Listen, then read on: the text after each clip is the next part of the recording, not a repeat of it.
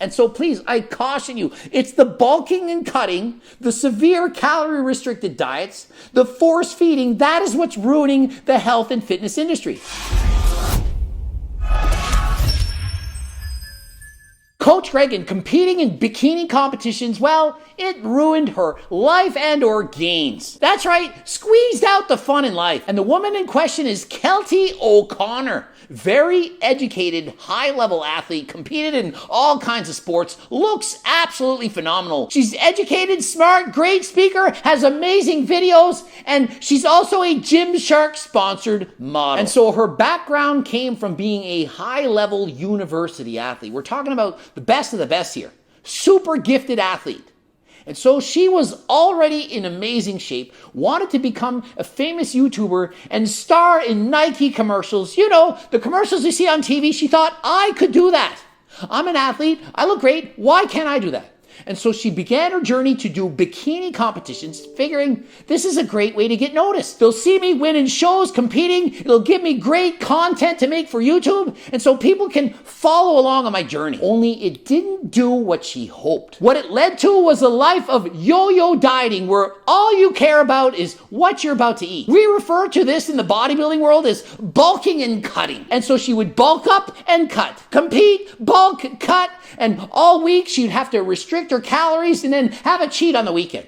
Remember, this is someone who was an athlete, was already in amazing shape. She didn't need to diet. She didn't need to worry about what she was eating. She was already doing everything perfectly and started to make sacrifices in her life. Oh, I can't go out to eat with you. I can't go and dance. I got to take a taxi because I can't walk that far. I'll lose my gains. I need to eat at least 3,000 calories. I haven't eaten enough. And what did it do? What were the results? She started feeling like garbage, feeling sluggish. She was a high-level athlete, but trying to compete as a bikini competitor, well, it was ruining her happiness, and so she finally said enough is enough. And in today's video, going over her video, which she described this, she even got breast implants thinking that's what people want. She didn't want them. She was perfectly happy with her body. She looked amazing, looked great. Why would she need to have breast implants? She didn't want them. She did for other people. She didn't want to show them off. And I'm not, and she is certainly not saying there's anything wrong with getting breast implants.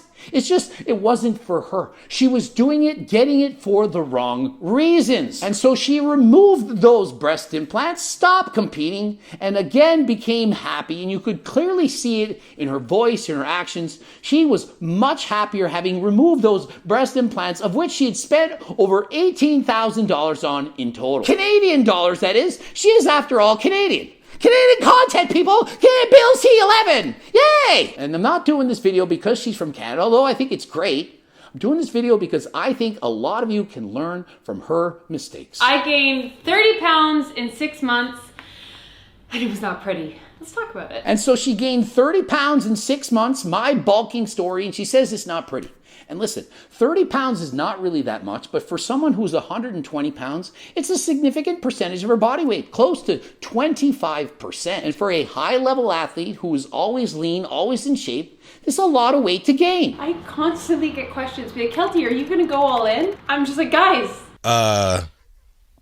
No. And so they asked her, hey, you're pretty lean, you do bikini competitions, are you gonna go all in? She says, no. No, I'm not going all in. I'm just bulking up to gain more muscle. You know, bulk and cut. That's how you put on muscle, right? Wrong. She eats intuitively. She would eat according to her hunger cues. Eat what I need to, regulate things, and she was always a lean person. And so it wasn't about just eating as many calories as she could just to gain the most amount of want and forgive herself and all this. It wasn't that type of a journey.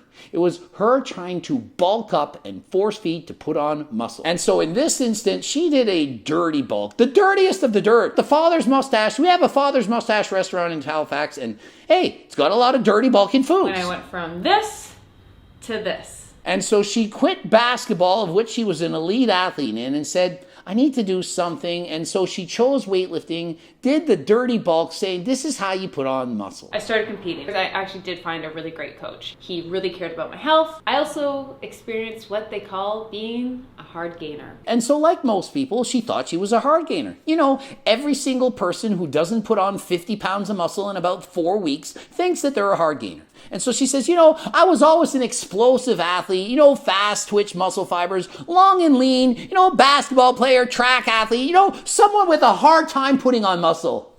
That's not a hard time putting on muscle. That's an easy time. And so you, in fact, are an easy gainer. Just because you don't look like an IFBB pro bodybuilder after training for 2 years doesn't mean you're not an easy gainer. And so she mistakenly thought, as everyone does, I have a hard time putting on muscle. I'm a hard gainer. I hardly put on any muscle. I'm competing after training for 2 years, winning shows, natural, and I'm a hard gainer.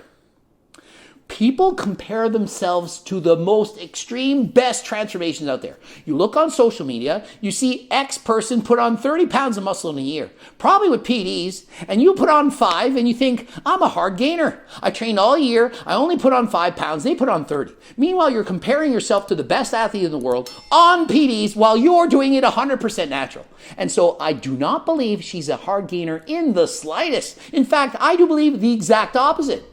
Almost anyone who can get up on stage and win a competition after training for a couple of years, those to me are not hard gainers. The hard gainers, the ones that have marathon running type physiques, they've been training for 10 years and they still can't win a show. They barely look like they've been worked out despite training for many years. Those are the hard gainers of the world. Oftentimes we label them as skinny, fat, and so on, but the reality is people either have really good genetics, really shitty genetics, or somewhere in the middle. And so just because you don't look like an IFBB pro after training for a couple of years doesn't mean you're a hard gainer. And so what did this lead to? Well, she said, I'm doing something wrong. What should I do? Of course, I need to bulk.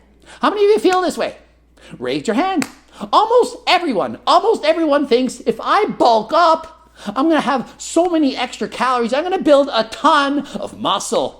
It'll be the solution to all my problems. I just need to force feed. If I can get the calories in, I'll be able to put on all that muscle. You need to eat big to get big.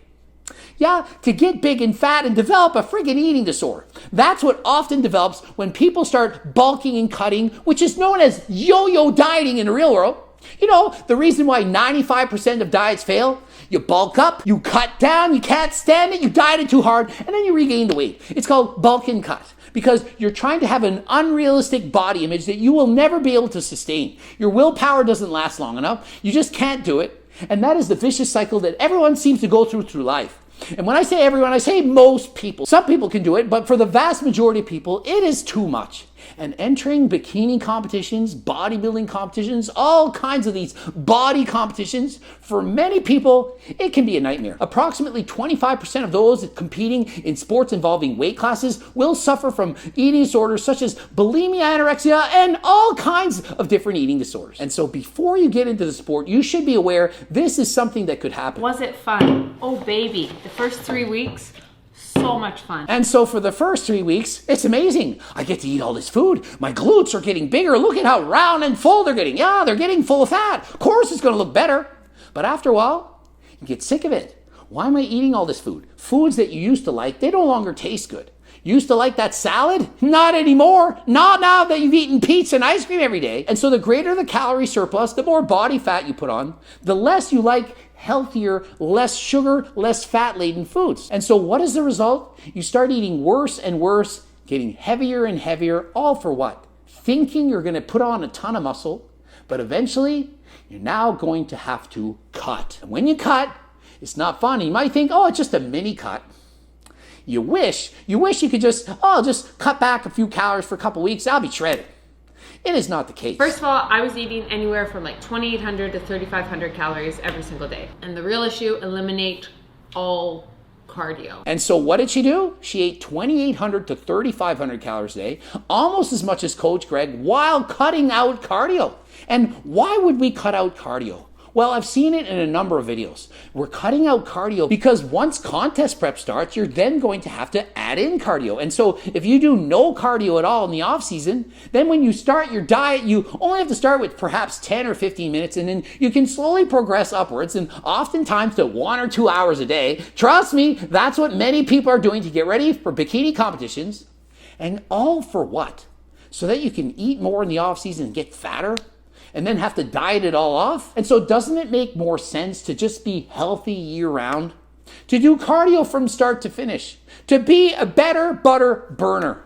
Or should you listen to all this advice from so many YouTubers saying, don't do cardio in the off season, conserve your energy, eat more, force feed, you gotta be uncomfortable to put on muscle, and then once the contest diet starts, then you can worry about doing cardio and getting in shape. Which seems healthier to you? There was one moment, beautiful weather, it's very rare in Canada. I got in my car and drove the one block to 7-Eleven to get whatever I wanted to get because I was scared of losing gains. Block away from the store, took a cab to get to the 7-Eleven. Oh my goodness, what if I do cardio? What will happen to me? I'm gonna lose my gains. And this literally happens to so many people. And so it becomes a ritual. 6 weeks of strict dieting, calculating all your calories, macros, and then a cheat, free for all. Perhaps an entire day or a single meal, where you eat everything that you wish you ate all week. And for what? For more gains? Really? Is it really gonna give you those extra gains? It's not. And even if it did, all those extra gains you made while bulking up, you're going to then have to be in a severe calorie deficit to lose the weight, and you're going to lose some of those gains. I have never felt so unathletic in my entire life. She literally felt more athletic partying and dancing every night in the clubs than she did while bulking up for bikini competitions. And then none of her clothes fit. You end up having to rebuy everything, having 3 different outfits. And so what do you think the fitness industry would prefer? That you remain at about the same body fat percentage, whatever is healthy for you, and slowly put on muscle? Or would they prefer you bulk and cut? Bulk mass gainer 2000. Cut, fat burner this. And so you go from mass gainers to gaining weight to cutters to losing weight, back and forth, always having to buy something. And clothing industry, it's amazing. You got to buy 3, 4 different sizes. And so you spend more and more money, all because you look different from week to week, month to month. In comparison, if you're about the same body fat percentage all the time and you slowly build muscle, you can probably wear the same clothing for a couple of years. And so what makes more sense health-wise, finance-wise, mentally, spiritually, emotionally? Clearly healthier to remain healthy year-round. And no, bulking and cutting, aka yo-yo dieting, is not healthy. And so the problem is the all-or-nothing mindset. It's either you're all in bulking, eating everything and anything, or it's cutting and you can't have anything. Whatever happened to having balance, being somewhere in the middle? And listen, she acknowledges the fact that she wasn't trying to be a Miss Olympia champion. And so perhaps if you're in the top 0.1% of the world, you're trying to get an IFBB Pro card, maybe this is worth it. But for everyone else, bulking and cutting, yo-yo dieting, thinking that you have to go all in to put on muscle and then cut after a while and bulk, it doesn't make sense. What makes sense is to be healthy. And to do that, you just have to do what you're always doing. Doing some cardio, eating healthy, having some cheats or off meal plans, going out and having fun with your friends, and having balance. And bodybuilding, regardless of how healthy you do it, will warp your mind towards food because food becomes such a number and it will start to create a now or never mindset. And she said, regardless of how you do it, if you bodybuild, compete, bikini, and so on, it will warp your mind as you have to severely restrict calories. You have to know about every single morsel of food going into your mouth, and so you can't just live a normal life. And for me, I'm one of the best able people I know who competes, who is able to find balance. And listen, when I first started competing, I had no energy, it was hard to concentrate, I was trying to find a way to do this, and it took me years to figure out how to be able to diet and not be miserable. That's where the recipes came from for my cookbook. Years of experimenting, finding the lower calorie versions of foods that allowed me to diet and not be completely miserable. But I have to be honest, the last 2-3 weeks before a show, it is still a nightmare. Even with the cookbook, even with all the experience and knowledge I have, even with PDs, which I took later in life, still an absolute nightmare. And you're constantly checking yourself out in the mirror. Many people get body dysmorphia. They look in the mirror, they get shredded, they feel amazing. The show's over, you gain back 10, 20, 30 pounds. You're still looking amazing, but in your own head, you don't think you look good. You compare yourself to your stage photos and say, I used to look amazing. Look at those abs. Now look how bloated I am. Meanwhile, you still have a visible six-pack, but it's just not as dry as it was on show day. And so I caution you, if you're getting into this sport, there are many negative social, mental, physical changes that can occur to you when you go through a competition prep. Every day it's centered around how you look. You can become obsessed and you think it's normal. It's not normal to care so much about how you look that you value your self-worth based on if you have a six-pack or not. And so regardless of if you want to look better, to improve your aesthetics and so on, please don't take it to the extreme and think that your value as a human being is based on your outward appearance. It's quite literally what's on the inside that counts. And I know what's on the outside is what people see, but really it's what's inside that other people are going to gravitate towards. Had I kept competing, had I kept doing that week after week after week, that's how you create binge eating tendencies. And so having that mindset that you need to consistently get in calories and then having that cheat on the weekend and restricting during the week and back and forth, all in mentality, you're either bulking or cutting, yo-yo dieting, that is what leads to binge eating tendencies. A lot of people, they start out with no problems and suddenly they're binging on the weekends. They can't stop themselves. It's because of all this severe restriction.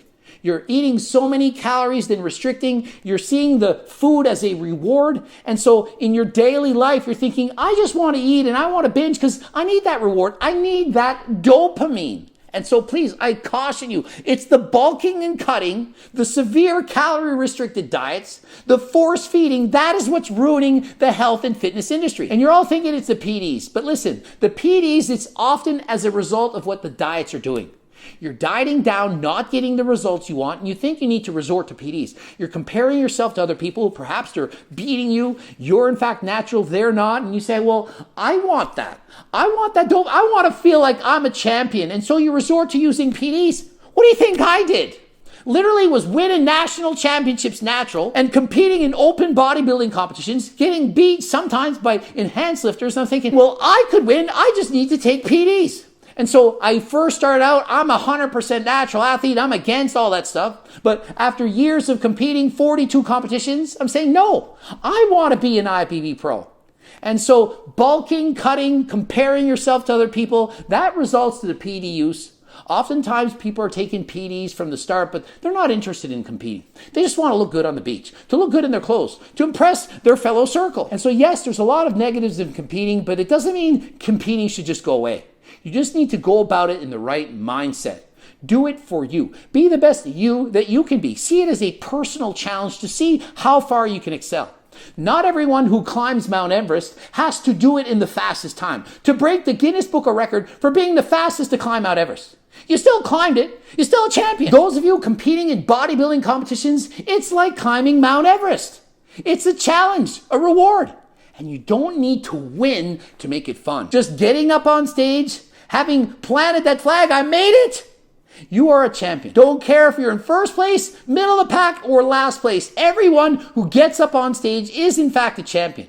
99% of the world, they'll never get up on stage. So just the fact that you got up there, you're already in the top 1%. Most people will not have the balls, the courage to get up there and say they did it. And so she says at her peak, she's in the 150s, but hey, everyone's weight is different. For her, that felt sluggish. She remembered trying to get up off the couch and feeling like, ugh, I feel gross. I literally remember sitting on the couch when I was at my heaviest bulked up weight, 232 pounds, bulked up trying to set world records in the bench press. And I felt like a whale. I was laying there and I'm like, I have to roll off the couch. And that's only at 232. Granted, I'm only 5'6", but that is a friggin' a lot of weight at 5'6". And I wasn't that fat, perhaps 25% body fat. But I felt enormous and I felt slow and cardio became a nightmare. Gonna go walk the dogs? Oh, that's kind of hard. Do I want to lose my gains? I'm gonna have to go for a 40-minute walk? Maybe I have to eat a protein bar halfway. Think of it. Does that make sense? And so what do you think I prefer? Being my bulked up 232 pounds, not doing any cardio, bench pressing world records? Or right now? Right now, racing bicycles, still going to the gym, training, having balance. Personally, I think I'm much healthier, both in my blood work and in my physical capabilities. I can go and have energy all day. I'm not starving. I can eat from my friggin' cookbook, not all the meals a day, one or two, and have balance, still go to restaurants, have fun, go to parties, dance, have a good time. So my advice to you, fitness is a lifestyle about having balance. And with that balance comes times when you have fun, let loose, do what everyone else is doing, and other times when you have discipline. You eat healthy and you train, you do your cardio, but it's all rolled into one. You give yourself permission to have fun, to let loose, to go to those restaurants, to eat the pizzas, the burgers, whatever you want. But not all the time. It's about having balance. And that is something that over the years, I believe I'm very capable of doing. Not everyone can. And so sure, I make some sacrifices, but to me, they're not really sacrifices. Oh, you have to do that hard bike race. I can't wait to do that hard bike race. Oh, you got to go to the gym. I love going to the gym. Yay, it's gym day for me. You're eating pizza, wings, and fries. I'm eating tons of food on here that I absolutely love to eat. It all tastes amazing. I love my healthy muffins, my cakes, my French toast, my pancakes, all kinds of stuff. And if you do get into competitions, please don't ever lose sight of the fact that it's all about having balance. When I just started living how I would normally live, my body eventually went back to its set point. Like, I felt better each week. And so enough is enough. She said enough with these bulks. She ended the bulk, started adding cardio again, felt better every single week. And so now as she reflects back, she says, why did I bother with all that? I missed out on good times with my friends. I stopped doing the cardio that I loved.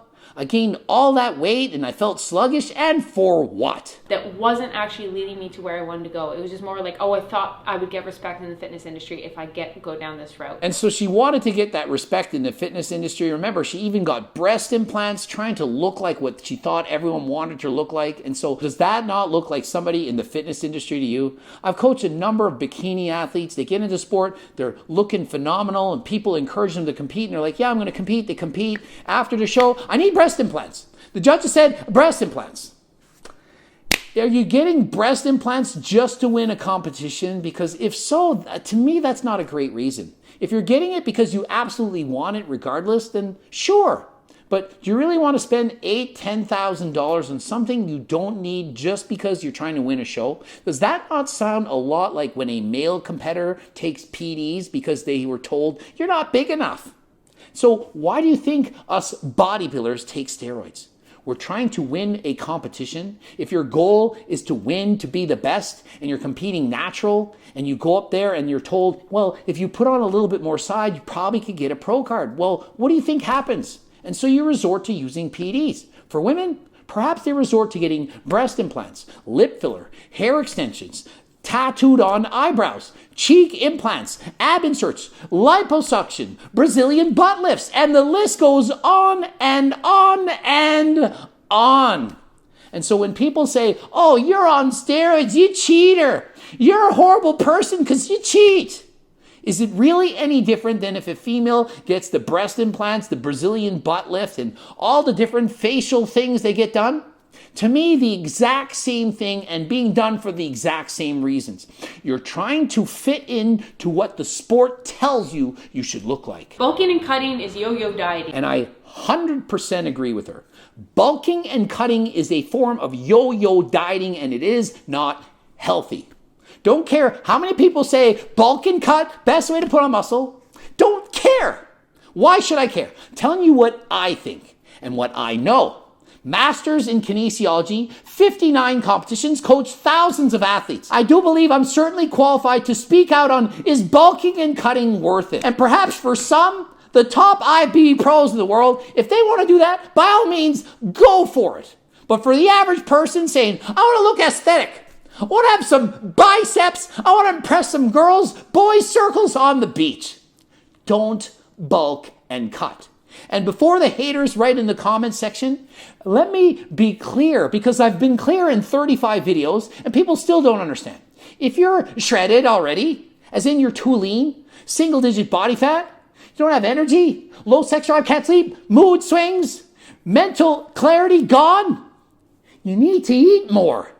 It's called bulk it up. If you're too skinny, you need to bulk. But if you're already fat, overweight, obese, if you can't see any outline of abs whatsoever, and if you pinch your fat, it's thicker than that, you probably don't need to bulk up. Oh, but I'm skinny fat. I don't have big arms. If you're skinny fat, it means you don't have a lot of muscle, but a lot of fat. If you eat a lot more calories, you're going to have a lot more fat. You already have enough fat. Unless you're too lean, unless you don't have energy, unless you don't feel good, you have low sex drive, and so on. We just went over it. In that case, you need to eat more. And I really don't think this is rocket science, but let me explain with examples.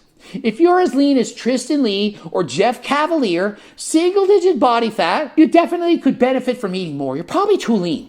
But if you have a dad bod, you might look good, but you don't have any abs whatsoever. Perhaps if you lost 10, 20 pounds, you'd have abs. It will be of zero benefit to eat more. None. Zero. Now, if you're not eating enough protein, perhaps up your protein. If you're only eating once a day, or eating all shit, all sugar and junk all the time, perhaps try eating more fruits and vegetables, low-calorie dense foods, having a balanced diet. And if you're not taking any supplements at all, and you're at a plateau, perhaps add in some supplements. If you're a teenager, don't take anything. Don't need it. Just start training. Start sleeping on time. Go to bed at the same time each night, and wake up, try to get 8 hours of sleep. Not drink any water? Try to drink more water. Don't abuse stims. Don't do party drugs. Don't get drunk every single week. If you can do that and have balance, still have fun, go enjoy the times with your friends. Just don't go out of whack. Don't do too much. Don't do everything at all costs. And so please just be happy and healthy. Remember, it's not about being single-digit body fat. It's about being the best version of yourself. And that is not being perfect. It's just being better than you are. Remember to progressive overload, which means to work harder than last time in everything you want in life. Whether it's your gym, your jobs, relationships, work harder than last time. Earn those results. Hope the video helped. Ending it here. GregDoucette.com for coaching. Greg Doucette, IFBB Pro. If you're interested in harder than last time supplements, the training books, cookbooks, all kinds of stuff, click the link in the description. Subscribe, click the bell button, comment for the algorithm. Don't forget to watch the bloops. Check out my website, GregDoucette.com for coaching plans by me and my team, and phone consults. Also, follow me on Instagram, Greg Doucette, IFBB Pro. And until next time, I am out.